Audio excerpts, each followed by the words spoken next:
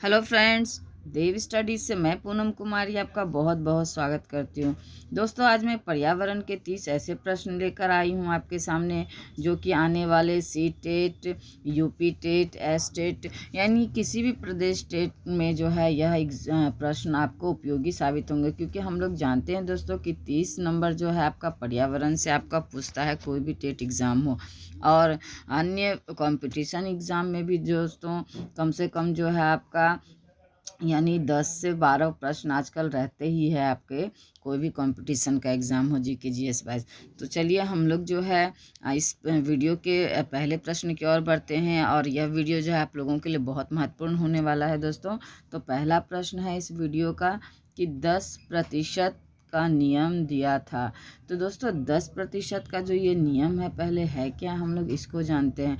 तो जब ऊर्जा का स्तर दोस्तों स्तर एक स्तर दूसरे स्तर में जाता है, यानी ऊर्जा का जब एक स्तर से दूसरे स्तर में स्थानांतरण होता है, तो वहाँ क्या होता है, 10% ऊर्जा का क्या होता है दोस्तों, ह्रास होता है।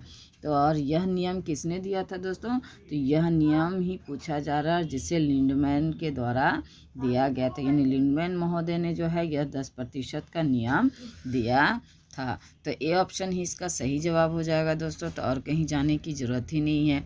अगला प्रश्न है हमारा कि पर्यावरण दिवस कब मनाया जाता है।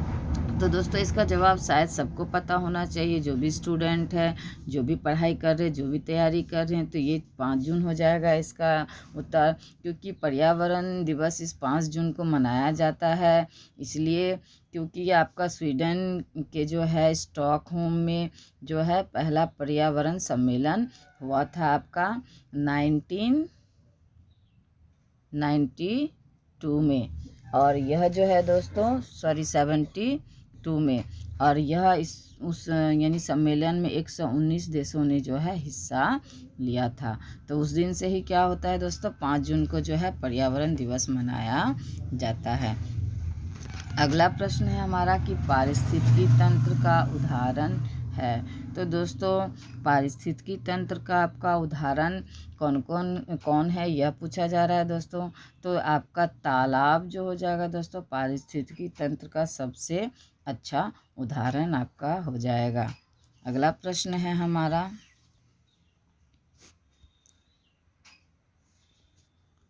कि कौन जैविक कारक नहीं है। तो दोस्तों जैविक कारक में आपके आते हैं पेड़ पौधे और सूक्ष्म जीव और जंतु, यानी ये सब क्या होते हैं दोस्तों, जैविक कारक के अंतर्गत आते हैं। ये प्रस्तर जो है आपका यह जैविक कारक नहीं है, तो यहाँ नहीं पूछा जा रहा है, तो इसलिए डी ऑप्शन इसका सही जवाब हो जाएगा। अगला प्रश्न है दोस्तों कि अधिकतर पेड़ पौधे पाए जाते हैं। तो अधिकतर पेड़ पौधे कहाँ पाए जाते हैं दोस्तों, तो स्थलमंडल में ही पाए जाएंगे पेड़ पौधे। जलमंडल में, वायुमंडल में या प्रकाश मंडल में तो हो ही नहीं सकता दोस्तों।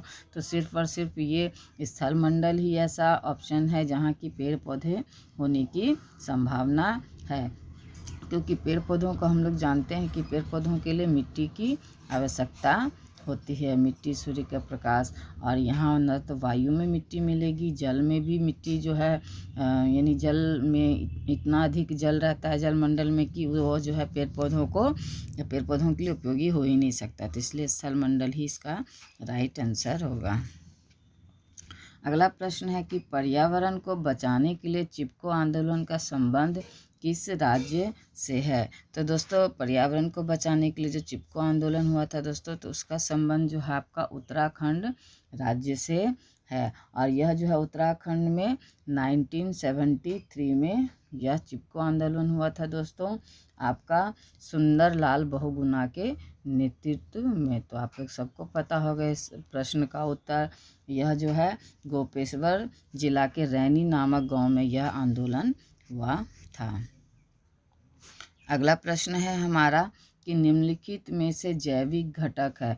तो दोस्तों मैंने बताया आपको जैविक घटक के अंतर्गत आपका पादप आते हैं, और आपका यानी पादप जैसे जीव जंतु पादप ये सब क्या है, जैविक घटक है।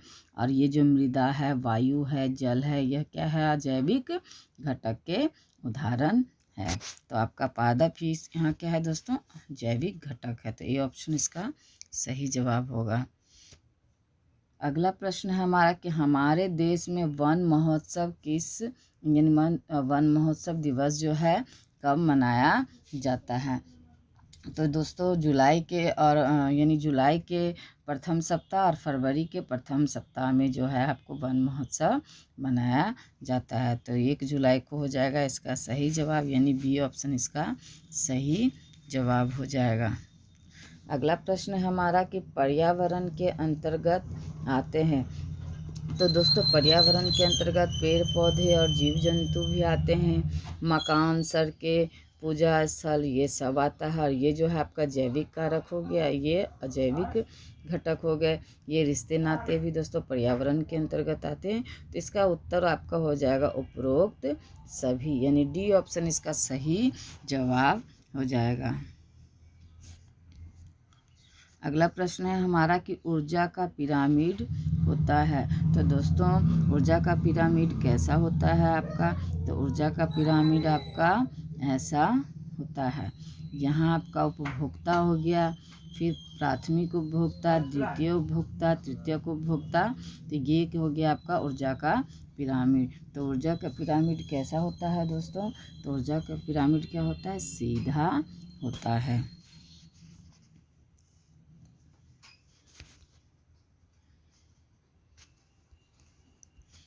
अगला प्रश्न है कि प्राकृतिक एवं सामाजिक सांस्कृतिक पर्यावरण के बीच अंतःक्रिया का उदाहरण है। तो प्राकृतिक एवं जो है आपका सामाजिक और सांस्कृतिक पर्यावरण के बीच अंतःक्रिया का उदाहरण क्या है दोस्तों, यह पूछा जा रहा है। तो वनों की कटाई भी इसका उदाहरण है, शिकार भी इसका उदाहरण है, निर्माण कार्य भी इसका उदाहरण है। तो आपका उपरोक्त सभी इसका आंसर हो जाएगा, यानी कि प्राकृतिक एवं सामाजिक सांस्कृतिक पर्यावरण के बीच अंतःक्रिया का उदाहरण ये सभी है। आपका वनों की कटाई भी, शिकार भी, निर्माण कार्य भी।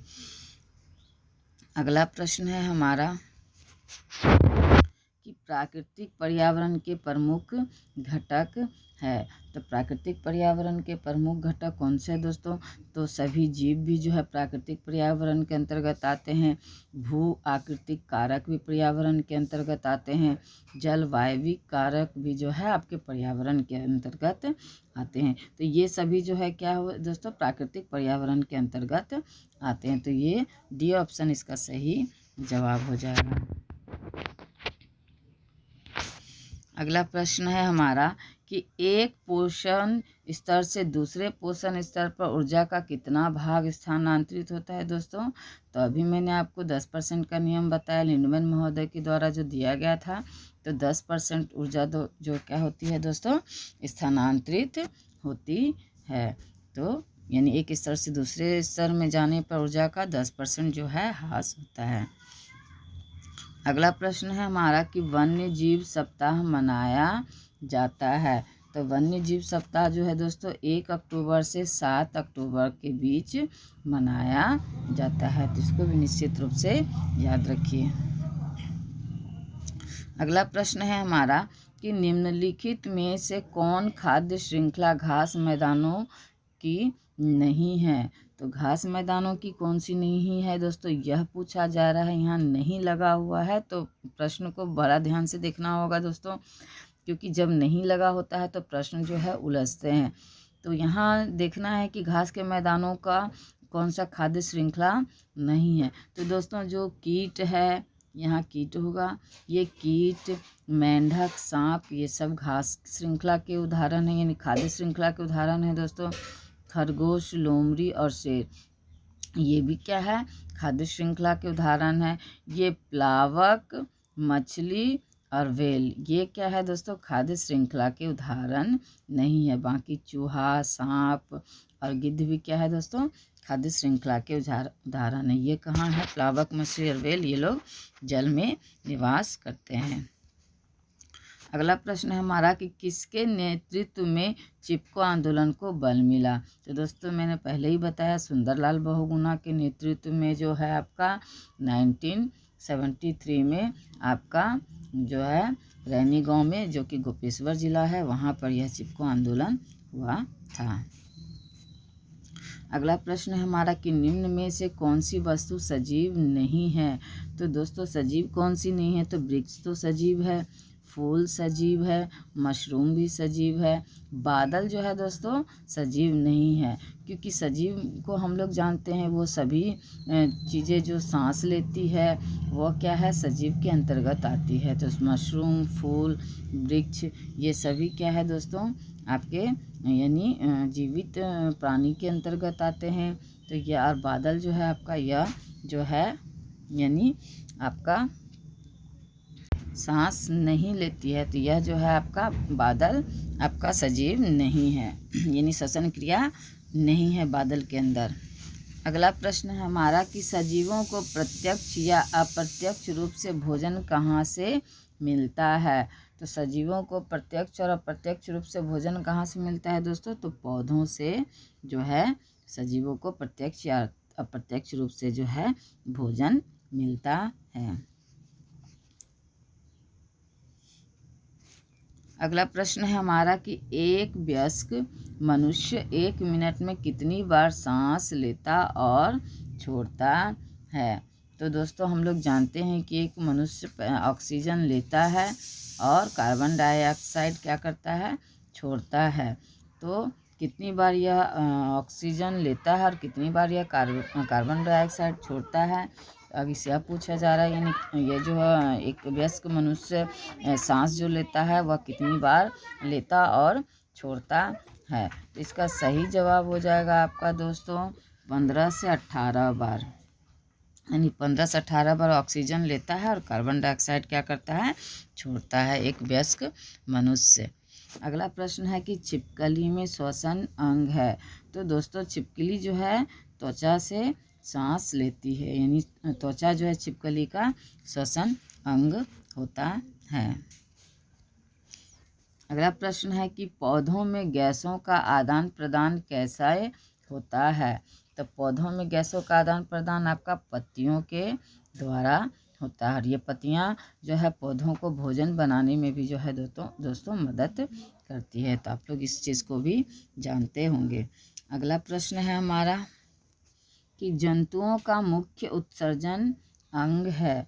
तो जंतुओं का मुख्य उत्सर्जन अंग कौन सा है दोस्तों, तो वृक्क जो है आपका जंतुओं का मुख्य उत्सर्जन अंग माना जाता है या होता है। अगला प्रश्न है कि निम्न में से कौन सा उदाहरण उद्दीपन प्रक्रिया को दर्शाता है। तो दोस्तों उद्दीपन प्रक्रिया को जो है आपका कॉकरोच को रोशनी देखकर छिप जाना भी उद्दीपन प्रक्रिया को दर्शाता है। सूरज छिपने के पश्चात फूलों का बंद होना भी जो है उद्दीपन प्रक्रिया को दर्शाता है, क्योंकि हम लोग देखते हैं कि कई फूल जो है जैसे सूर्यमुखी है और या अन्य फूल भी जो है सूरज छिपने के पश्चात क्या होता है, बंद हो जाता है। इसके अलावा मनपसंद व्यंजन देखकर मुंह में पानी आना भी क्या है, उद्दीपन प्रक्रिया का उदाहरण है। हम लोग जब अपने मनपसंद भोजन को देखते हैं तो कहीं ना कहीं मुँह में ज़रूर सबके पानी आता है। तो यह भी क्या है दोस्तों, उद्दीपन प्रक्रिया के अंग है। तो उपरोक्त सभी इसका आंसर हो जाएगा। अगला प्रश्न है हमारा कि निम्न में से कौन अपने शिकार को पकड़ने के लिए अपनी जीभ का प्रयोग करता है। तो दोस्तों छिपकली जो है अपने शिकार को पकड़ने के लिए जीभ का प्रयोग करता है। इस तरह से जो है लपक करके जो है क्या करता है, छिपकली शिकार को पकड़ लेती है। वहीं मेंढक जो है यह भी जो है अपने शिकार को पकड़ने के लिए क्या करती है, जीभ का प्रयोग करती है। लपक करके क्या करती है दोस्तों, शिकार को पकड़ लेती होगी। कहीं ना कहीं आपने अपने घर में छिपकली ज़रूर देखी होगी। तो ये छिपकली और मेंढक दोनों जो है अपने शिकार को पकड़ने के लिए जीभ का इस्तेमाल करते हैं। तो इसका सी ऑप्शन सही जवाब हो जाएगा। अगला प्रश्न है हमारा कि कंधे और कूल्हे में पाई जाने वाली संधि है। तो दोस्तों जो हिज संधि है आपका मैं बता दूं, यह हिज संधि कोहनी और घुटने को जोड़ती है। और कंदुक कलिका संधि जो है दोस्तों आपका कंधे और कोहनी में पाई जाती है। अचल संधि की अगर बात करें दोस्तों तो सिर को कान से जोड़ती है। और धुराग्र जो है दोस्तों सिर से गर्दन को जोड़ती है। तो आपका यहाँ पूछा जा रहा है दोस्तों कूल्हे यानी कंधेर कुल में पाई जाती है। तो इसका सही जवाब हो जाएगा कंदुक कलिका संधि, यानी बी ऑप्शन इसका सही जवाब हो जाएगा। अगला प्रश्न है हमारा कि निम्नलिखित में से कौन सा कथन सत्य है। तो सत्य पूछा जा रहा है दोस्तों कि कौन सा कथन सत्य है। तो आपका सत्य है, यहाँ प्रश्न सत्य नहीं होना चाहिए दोस्तों, ये प्रश्न यहाँ सत्य नहीं होना चाहिए दोस्तों। तो यहाँ हम लोग ऑप्शन देख लेते हैं कि केचुआ पेशियों एवं सुख की मदद से रेंगता है, तो सही है। मनुष्य के सिर में अचल संधि पाई जाती है, यह भी सही है। भेदक तैरता भी यहाँ मेंढक होगा दोस्तों, मेंढक तैरता भी है और फुदकता भी है, तो यह भी सही है। पौधों में प्रकाश संश्लेषण 24 घंटे होता है, ये आपका गलत हो जाएगा दोस्तों, क्योंकि प्रकाश संश्लेषण पौधे में 24 घंटा नहीं होता है, बल्कि सूर्य के प्रकाश में होता है। तो आपका डी ऑप्शन क्या हो जाएगा दोस्तों, सही जवाब हो जाएगा। अगला प्रश्न है हमारा कि निम्नलिखित जानवरों में से कौन बच्चों को जन्म देते हैं। तो दोस्तों पूछा जा रहा है कि ये जितने निम्नलिखित जानवर हैं उनमें बच्चों को जन्म कौन देता है। तो चमगादड़ जो है वो ये भी बच्चे को जन्म देती है, व्हेल मछली यह भी बच्चे को जन्म देती है, और सील जो है यह भी बच्चे को जन्म देती है। तो ये सभी क्या हो जाएगा दोस्तों, इसका आंसर हो जाएगा, यानी डी ऑप्शन इसका सही जवाब हो जाएगा।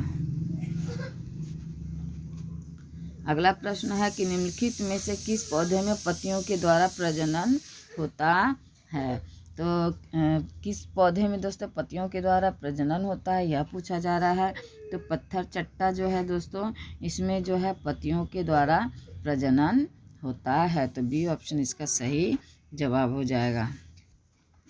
अगला प्रश्न है कि कौन सुमेलित नहीं है। तो कौन सुमेलित नहीं है दोस्तों, तो केचुआ जो है त्वचा से सांस लेती है, यह सुमेलित है। पसीना जो है त्वचा में आती है, तो यह भी सही है दोस्तों। मच्छर के कान नहीं होते हैं दोस्तों, तो ये आपका गलत है, यानी यह सुमेलित नहीं है, तो सी ऑप्शन आपका सही जवाब हो जाएगा। और सांप के चलने से क्या होता है, यानी कंपन होता है। अगला प्रश्न है कि पक्षी एक ही वक्त में दो अलग अलग चीज़ों को देख लेते हैं, क्योंकि तो पक्षी जो है दोस्तों एक ही वक्त में अलग अलग चीज़ों को जो देखते हैं, किस प्रकार से देखते हैं, और यह पक्षियों की ही विशेषता है दोस्तों। मनुष्य जो है एक ही वक्त में अलग अलग दो चीज़ों को नहीं देख सकता, ये सिर्फ पक्षी देख सकते हैं। तो क्यों देख सकते हैं, यह उनकी विशेषता किस कारण है, तो यह पूछा जा रहा है दोस्तों। तो इसका सही जवाब होगा कि इनके सिर के दोनों तरफ आँखें होती है। तो आपने पक्षी को देखा होगा दोस्तों, और हो सकता है कि आपने कभी ध्यान नहीं दिया होगा, तो अब इस प्रश्न को देखने के बाद आप एक बार ज़रूर ध्यान देना कि पक्षी के सिर के दोनों तरफ क्या होती है दोस्तों, आँखें होती है, इसलिए यह जो है एक ही वक्त में दो अलग अलग चीज़ों को देख सकता है। तो कैसे लगे दोस्तों टॉप 30 प्रश्न, अगर अच्छे लगे तो इस वीडियो को लाइक कीजिए, अपने दोस्तों को भी शेयर कीजिए ताकि वो भी इसका लाभ उठा सके। और अगर मेरे चैनल को अब तक सब्सक्राइब नहीं किए हैं तो चैनल को सब्सक्राइब भी ज़रूर कीजिए। धन्यवाद दोस्तों।